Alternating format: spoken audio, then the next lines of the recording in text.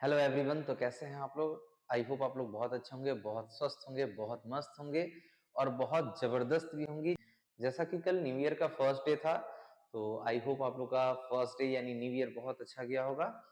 अब नए साल की शुरुआत जो है हम लोग अब नए तरीके से करेंगे और एग्जाम हमारा जो है बहुत सामने आ चुका है। ठीक है, तो फटाफट हम लोग अब पोएम सेक्शन को कवर करने वाले हैं। तो आज हम लोग बिहार बोर्ड क्लास 12 से पोएम सेक्शन से फर्स्ट चैप्टर जो है sweetest love I do not गो, उसका समरी भी और उसके साथ साथ ऑब्जेक्टिव भी लेकर के आए हैं। तो चलिए स्टार्ट करते हैं।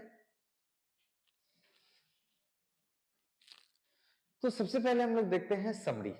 ठीक है, तो जैसा कि चैप्टर का नाम ही है sweetest love I do not go, it means ये जो पूरा चैप्टर है वो डेडिकेट किए हुए हैं राइटर यानी जो जॉर्डन है, ये पूरे पोएम को डेडिकेट किए हुए हैं अपनी वाइफ के लिए। यानी एक वाइफ के लिए बड़ा अच्छा वर्ड यूज किया गया है यहाँ पे, बिलव्ड, अपने प्यार के लिए।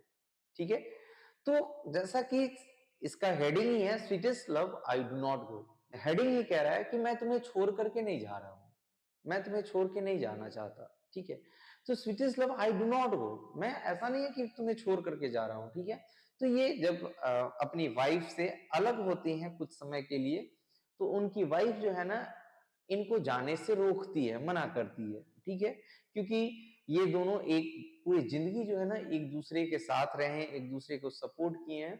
तो अब इनका हालांकि एज ज्यादा हो जाता है, तो इनकी वाइफ को ये टेंशन होता रहता है कि ये कहीं जाएंगे तो इनको कुछ हो ना जाए। ठीक है, तो इसके लिए इनकी वाइफ यानी इनकी बिलव्ड जो है ना इनको जाने से रोकती है। इसी रोकने के कारण ये पोयम यहाँ पे लिख डाले हैं ये कि sweetest love I do not गो, मैं छोड़ के तुम्हें नहीं जा रहा हूँ। ठीक है, तो चलिए स्टार्ट करते हैं। Sweetest love I do not गो जो है ना ये लिखा गया हुआ है किनके द्वारा? जॉर्डन के द्वारा। और इस पूरे पोएम में ये अपनी वाइफ के बारे में, उनके लव के बारे में जो है ना डिस्क्राइब किए हैं और ये बताते हैं कि इस पोएम में अपनी वाइफ से बता रहे हैं कि मैं तुम्हें कितना चाहता हूं, ये पूरे इस पोएम में डिस्क्राइब किया। ठीक है, he is afraid of parting from his beloved. और ऐसा नहीं है कि इनकी वाइफ ही डरती है इनसे अलग होने का, इनको भी कहीं ना कहीं अपने वाइफ से अलग होने का जो डर है ना इनको सताता है। ठीक है, तो चलिए नेक्स्ट पैराग्राफ में क्या कह रहा है? Once poet told his beloved dear I want to go somewhere far and feel loneliness because if in the future any time it happens that I have to live without you, how will I feel without you? He says to his beloved, not to be bemoan or weeping, because he will come back again in her life as the sun sets in the evening and rises in the morning. इस पूरे poem में अपनी ये wife से क्या बताते हैं तो समझिएगा। ये कहते हैं क्या कि जब ये जाना मतलब चाहते हैं तो इनकी वाइफ को ऐसा डर होता है कि हो सकता है ये इनको मतलब पूरे दुनिया में शायद मैं उतना प्यार ना दे सकी जितना कोई दूसरा दे। तो इनकी वाइफ को कहीं ना कहीं डर होता है, तो अपनी वाइफ को ये बताते हैं क्या कि ऐसा नहीं है कि मैं तुमसे थक हार करके तुमसे दूर जाना चाहता हूँ, नहीं, ये जो लोनलीनेस में जो अकेला फील कर रहा हूँ ना इसको खत्म करने के लिए मैं जा रहा हूँ। ऐसा भी नहीं है कि इस दुनिया में तुमसे प्यार करने वाला कोई बेहतर हमको मिलेगा। ठीक है, तो ये अपनी वाइफ को यहाँ पे डेडिकेट कर रहे हैं। ठीक है, फिर क्या बता रहे हैं कि because in in the future any time it happens that I have to live without you, यानी पोएट अपनी वाइफ को बताना चाह रहे हैं कि कभी ना कभी ऐसा दिन आएगा कि जब हो सके तो मैं तुम्हारे बिना रहूं या तुमको मेरे बिना रहना पड़े। इट मीन्स ऐसा नहीं है कि हम दोनों साथ मरेंगे। ठीक है, यानी पोएट अपनी वाइफ को बता रही है क्या कि एक ना एक दिन हम लोगों को एक दूसरे के बिना रहना पड़ेगा और आज मैं इसी चीज का हैबिट डालने के लिए मैं तुमसे अलग हो रहा हूं, कुछ दिनों के लिए मैं तुमसे दूर जा रहा हूं। ठीक है, how will I feel without you, मैं ये चीज महसूस करना चाहता हूं कि अगर तुम ना रही मेरे जिंदगी में तो मैं उन दिनों को कैसे महसूस कर पाऊंगा। ठीक है, he says to his beloved not to bemoan nor weeping because he will come back again in her life as the sun sets in the evening and rises in the morning. अब यहाँ पे समझिएगा, अपनी ये wife को बता रही है कि जब मैं तुम्हें छोड़ करके जा रहा हूं ना, ऐसा नहीं है कि तुम रोना, तुम चिल्लाना, तुम चीखना, तुम कराहना, तुम दुख में हमेशा रहना, ऐसा नहीं है। अगर मैं जा रहा हूं तो एक न एक दिन मैं तुम्हारे पास फिर वापस आऊंगा। और यहाँ पे अपनी वाइफ को खुद का कंपेयर सन से करके बताई हुई है, क्या बताए हैं पोएट कि देखो एक सूरज जो बिना किसी कारण का सुबह में आता है और बिना फिर किसी कारण का चला जाता है, और जब सूरज आता है तो वो जाता भी है और फिर उसका यानी नेक्स्ट मॉर्निंग वो बिना किसी रीजन का फिर आ जाता है। मतलब सूरज के जाने और आने का कोई रीजन नहीं है, लेकिन मेरे जाने का, जब मैं यहाँ से जा रहा हूं तो मेरे रिटर्न होने का यानी मेरे वापस आने का रीजन कौन है, तो वो तुम हो। मतलब अपनी वाइफ को बता रहे हैं कि मेरी ये जो जर्नी है ना, ये मैं अच्छे से बिता करके मैं तुम्हारे लिए ही तुम्हारे पास आऊंगा। ठीक है, नेक्स्ट पैराग्राफ में देखते हैं। He says his beloved, it does not mean I feel boring with you or I don't like you. Actually, I love you more than I saw in my absence. Please don't weep, because if you weep and your tears come out, you feel that it is my blood coming out. He says his beloved that we both are made for each other and we can't live without each other.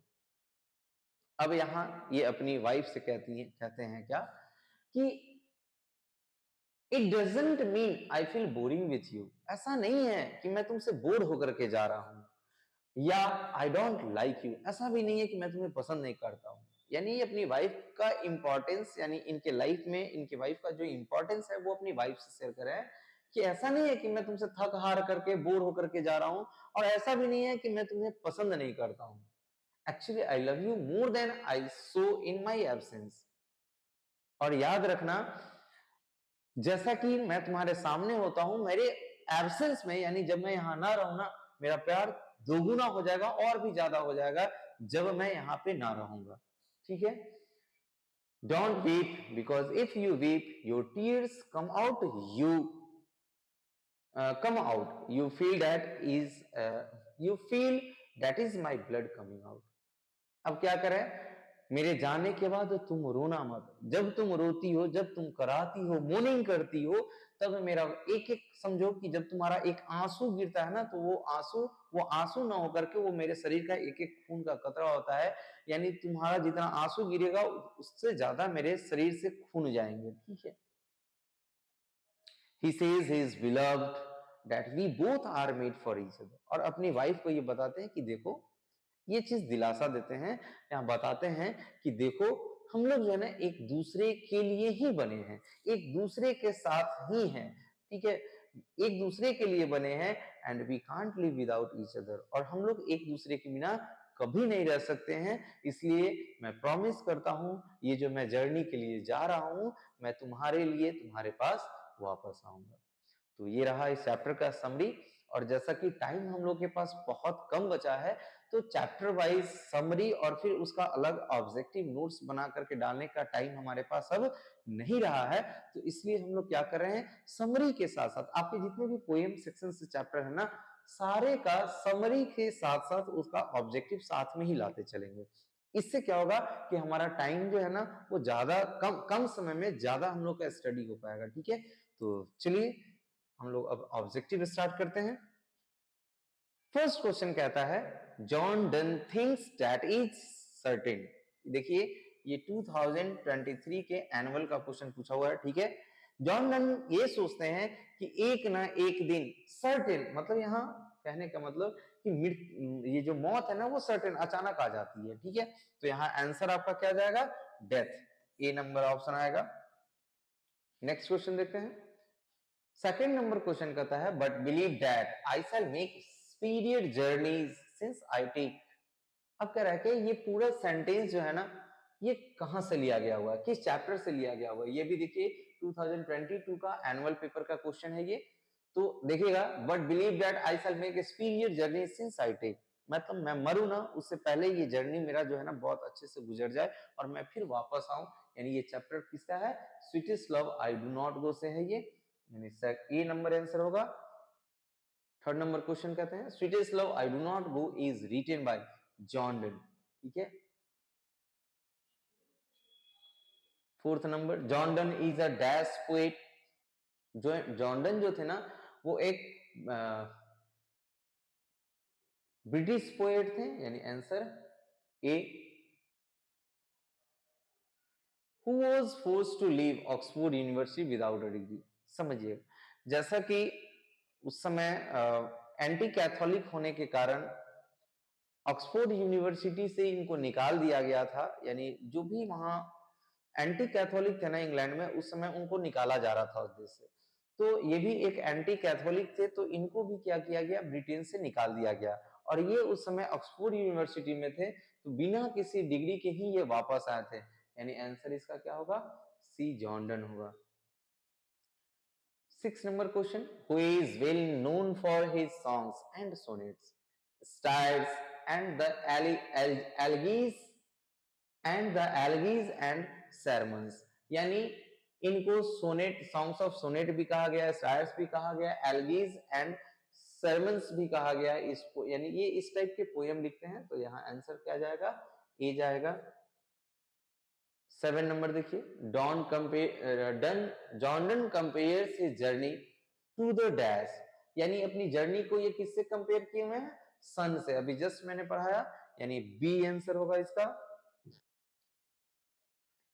Next number 8 number question है, कहता है कि according to John Donne man's power is feeble, यानी समझिएगा, feeble का मतलब होता है कमजोर पड़ जाना, यानी जब इनकी वाइफ इनको नहीं जाने दे रही थी, तो इनका जो ये कहते हैं कि वो कि how man's power is feeble, यानी अपनों के सामने जो मैन पावर है ना वो कितना कमजोर पड़ जाता है, यानी कम पड़ जाता है, कि हम किसी के कारण कहीं जा भी नहीं सकते हैं। यानी वो लव को बीच में लाते हैं और बोलते हैं क्या है, इतना ज्यादा हम लोग के बीच यानी प्यार है कि मुझे तुम्हें छोड़ करके जाने में भी नहीं बनता है। तो यहाँ मैंस पावर क्या हो गया था, ये फीबल, कमजोर पड़ गया था उनका। 9 नंबर क्वेश्चन कह रहा है, John Donne wants to go away because he is not tired of his beloved, ऐसा नहीं था कि जॉन डन जाना चाहते थे क्योंकि अपने वाइफ से, अपने बिलव्ड से, यानी अपने प्यार से वो थक चुके थे, ऐसा बिल्कुल नहीं था, यानी आंसर डी जाएगा।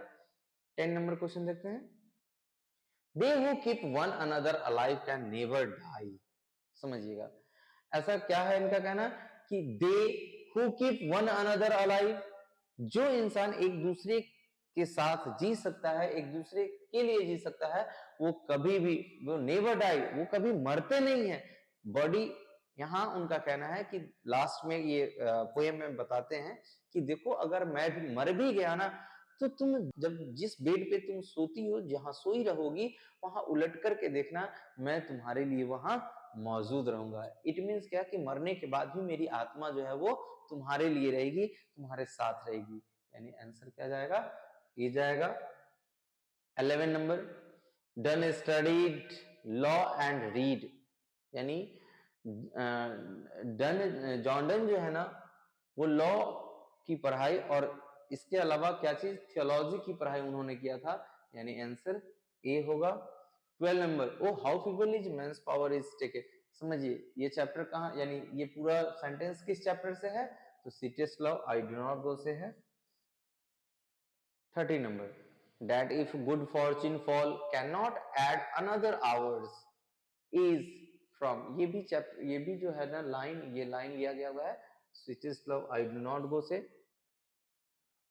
14 नंबर क्वेश्चन कहता है, John Donne is a dash poet, ये जो है ना देखिए 20 और 19 के एनुअल में, यानी 2020 और 2019 के एनुअल पेपर में ये पूछा हुआ है कि ये जॉन डन जो है ना वो किस टाइप के पोएट हैं, तो ये मेटाफिजिकल पोएट है, यानी आंसर सी। तो आज के लिए इतना ही, और फिर कल जो है ना नेक्स्ट वीडियो आपका सेकंड पोएम से, यानी जो आपका सॉन्ग ऑफ माई सेल्फ, उसका जो है ना समरी और उसके साथ साथ ऑब्जेक्टिव लेकर के आएंगे कल, ठीक है। तो आज के लिए थैंक यू।